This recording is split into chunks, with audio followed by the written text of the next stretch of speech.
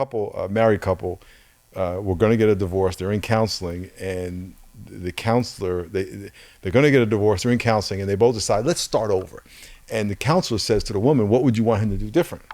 And then she says to the man, what would you want her to do different? And they gave their answers. So we say that to God. God, what do you want me to do different? How can I be a better Christian? And so the whole series was on that. And the answer is, I want you to be a servant. Jesus was the greatest servant ever. I didn't come to be served, but to serve. If you want to be great in the kingdom, be a servant. So I talked 3 weeks about being a servant. And one of the first messages was the spirit of a nobody. Jesus made himself a no reputation. But in order to be a nobody, you have to know what makes you a somebody. And everybody watching here, there's something about you that makes you special in your own eyes. It's your hair, it's your figure, it's your sense of humor, you know Bible, Greek, whatever. You're a nobody. Right. Jesus gave up everything and said, I was going to be, think about it, he was an anonymous dude for 30 years. Actually, 33 years, if you think about it.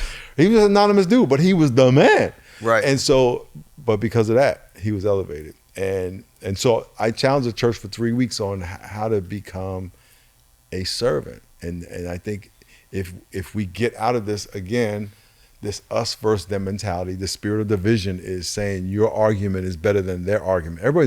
Everybody, the culture has come to the point where I am going to have my argument for my side. Yeah. And that's the devil. It's a division. And God says, you have to let all that go. You know, I love that. I love that. The essential identity of a Christian is that of a servant.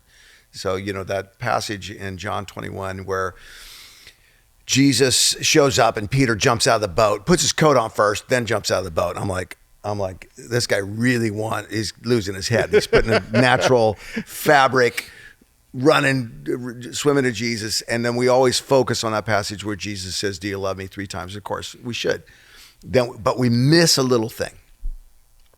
Jesus shows up, the resurrected Jesus. He's got only a few moments left on earth bodily. And he spends the time cleaning fish, preparing a fire, kneading bread for hungry, frustrated people that couldn't catch fish all night. Right.